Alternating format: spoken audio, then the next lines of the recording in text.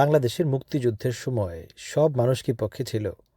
অন্ততপক্ষে ১০-১৫% কিন্তু বিরুদ্ধেই ছিল। যারা কিনা মনে করত যে একটা বড় দেশ পাকিস্তান, সেটা অক্ষুণ্ণ থাকাই ভালো। এখন যে আমরা একটা উত্থান দেখছি যে অনেক মানুষ প্রকাশ্যে বিজয় দিবসকে বলছে যে সেটা ভালো দিবস না, এবং অনেকটাই মনে হচ্ছে যে তারা বাংলাদেশের যে মুক্তিযুদ্ধ সেটাকে ঠিকভাবে মেনে নিচ্ছে না, এবং তাদের অনেক বেশি জোরালো শব্দ চারিদিকে দেখা যাচ্ছে। এখন তার মানে কি এই, ওই যে ৭১ সালে যে ১০% বা ১৫% লোক বিরুদ্ধে ছিল তারা সবাই এবং তাদের বংশধরেরা এখন একই অবস্থানে আছে? আসলে কিন্তু তা না। আসলে ওই লোকগুলোর মধ্যে অনেকেই বাংলাদেশকে মেনে নিয়েছে। অর্থাৎ তারা মনে করেছে যখন দেশটা হয়ে গেছে তাহলে বাংলাদেশ ইজ বাংলাদেশ, এবং গত ৫০ বছরে আমরা যত তর্কই করি না কেন, এখন যদি আমরা পাকিস্তানকে দেখি এবং বাংলাদেশকে দেখি, পাকিস্তান থেকে বাংলাদেশের পরিবেশ অনেক উন্নত, অর্থনীতির দিক থেকে এগিয়ে গেছে, এবং একটা স্বাধীন দেশের স্বাধীন নাগরিক হওয়া অনেক বড় ব্যাপার একটা বড় দেশের একটা পরাধীন পার্ট হওয়ার চেয়ে, যেটা বেলুচিস্তানে মানুষজন দেখছে এখন। তারপরেও এখন কেন আমরা দেখি যে কিছু সংখ্যক মানুষ বাংলাদেশের মুক্তিযুদ্ধের কথা শুনলেই তাদের অনেক সমস্যা হয়? এর মানে হচ্ছে যে তারা ওই সমস্ত মানুষ যারা নিজের স্বাধীন দেশ যেটা হয়েছে এখন সেটাকেও ঠিকভাবে মেনে নিতে পারছে না। অনেক সময় আগে বলা হতো যে যারা সরাসরি বিরোধিতা করেছে বা যুদ্ধাপরাধের মতো কাজ করেছে তারা হয়তো করেছে। এখন যাদের বয়স স্বাধীনতার পরে যাদের জন্ম, তাদেরকে নিয়ে সমস্যা কোথায়? প্রশ্নটা হচ্ছে সমস্যা সবাইকে নিয়েই হওয়া উচিত। মানে যাদের জন্ম অনেক পরেও। কারণ তারা দেশের বিরুদ্ধে কাজ করছে। মানে দেশের এই যে দেশটা চলছে, এই দেশটাকে তারা নিজের দেশ মনে করছে না। তারা মনে করছে যে মুক্তিযুদ্ধটা ঠিক ছিল না, স্বাধীনতা ঠিক ছিল না। এটা একটা ডেঞ্জারাস মানে মতামত এবং মতবাদ, যেটা পৃথিবীর কোনো স্বাধীন দেশেই মনে হয় এটাকে অ্যালাউ করে না। মানে ব্যক্তি স্বাধীনতা, মত প্রকাশের স্বাধীনতা তো সব জায়গাতে আছে। কিন্তু ওই একটা বিষয়ে হয়তো কোনো দেশ এটা সমর্থন করে না। কারণ এটা থাকলে তো দেশটা আপনার টিকবে না।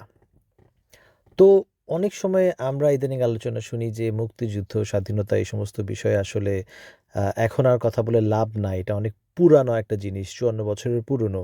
কিন্তু আসলে কি পুরনো? যদি পুরনো হতো তাহলে নতুন করে এটা নিয়ে তো অনেক মানুষের এরকম আস্ফালন করতে হতো না যে ৭১ সালে আমরা মুক্তি পাইনি, আসলে এটা একটা ভুয়া স্বাধীনতা ছিল। এগুলো নতুন করে আসলে আনার কোনো প্রয়োজন ছিল না। যেহেতু এসেই গেছে সেক্ষেত্রে এই দেশের যারা সাধারণ মানুষ, যারা ধরেন অতটা বদার করে না যে কবে স্বাধীন হয়েছে, বাট জন্মের পর এরা দেখেছে যে একটা স্বাধীন বাংলাদেশ, একটা দেশে তারা বসবাস করে। এখন হঠাৎ করে যদি তাদের কাছে মনে হয় যে সর্বনাশ, এখন তো এই দেশ নিয়ে একটা ঝামেলা হতে পারে, এই দেশের তো স্বাধীনতা নিয়ে কথাবার্তা বলা যায় না, এবং দেখা যেতে পারে যে একসময় এই দেশটা থাকলো না, এটা অন্য একটা দেশের অংশ হয়ে গেল, তখন তো তাদের খারাপ লাগবে, এবং সেটা রিফ্লেক্ট হবে তাদের মতামতে।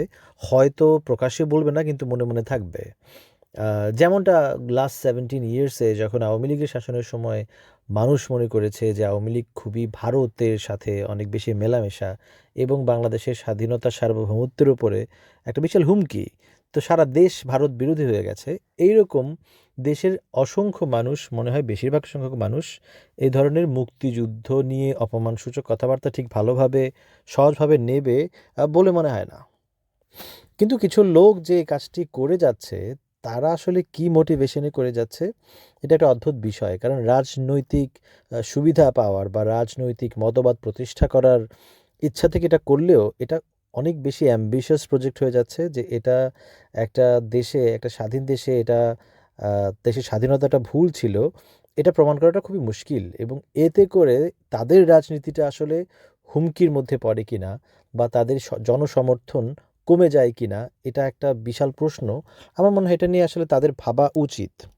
৫ আগস্টের পরে একটা সুন্দর সুযোগ ছিল যে মুক্তিযুদ্ধের বিষয়টা নিয়ে একটা পরিষ্কার অবস্থান নেওয়া, এবং বাংলাদেশের স্বাধীনতা ভুল ছিল এই সমস্ত কথা থেকে দূরে থেকে বাংলাদেশকে কীভাবে আরও এগিয়ে নিয়ে যাওয়া যায়, এবং কীভাবে বাংলাদেশের যেটা প্রধান সমস্যা, যে দেশের অর্থনৈতিক সমস্যা, আইনশৃঙ্খলা সমস্যা, গণতন্ত্রের সমস্যা, সেগুলো নিয়ে কাজ করার একটা সুযোগ ছিল। কিন্তু ওই নির্দিষ্ট মানুষজন সেদিকে কিন্তু পা বাড়ালেন না। তারা সেই সুযোগটা নিলেন না, যেটা তাদের গোল্ডেন অপরচুনিটি ছিল। তারা সেই ৫৫ বছরের পুরনো তাদের যে একটা রাজনৈতিক পরাজয় এবং তাদের যে অপরাধ, সেটাকে কোনোভাবে কোনো না কোনোভাবে সেটাকে নরমালাইজ করার জন্যে আরও অ্যাগ্রেসিভ ভূমিকা এখন নিচ্ছেন, যেটা আসলে আদতে তাদের জন্য খুব ভালো কিছু হবে বলে আমার অন্ততপক্ষে মনে হয় না। আপনাদের কি মনে হয়? এনিওয়ে, সবাইকে বাংলাদেশের বিজয় দিবসের শুভেচ্ছা। বাংলাদেশ একটা স্বাধীন দেশ এবং এই দেশ বিজয় অর্জন করেছিল 1971 সালের এই দিনে অফিসিয়ালি। অনেকে বলার চেষ্টা করেন যে যখন এই আত্মসমর্পণ সাইন হয় সেটা হয়তো যৌথ বাহিনী বা ভারতীয় বাহিনীর কাছে সাইন হয় এবং ভারত নিজেও তার বিভিন্ন বক্তব্যে এবং তার যে মিডিয়া আছে, তার যে ফিল্ম বানায় এগুলোতে এগুলোই বলার চেষ্টা করে। কিন্তু সত্যিকার অর্থে আপনারা যদি ওই আত্মসমর্পণের ডকুমেন্ট পড়ে দেখেন তখন দেখবেন যে যৌথ বাহিনী এবং বাংলাদেশি ফোর্স লেখা আছে, অর্থাৎ বাংলাদেশি বাহিনীর কাছে পরাজয় স্বীকার করা হয়েছে এবং তার মাধ্যমে একটি নতুন দেশ তৈরি হয়েছে।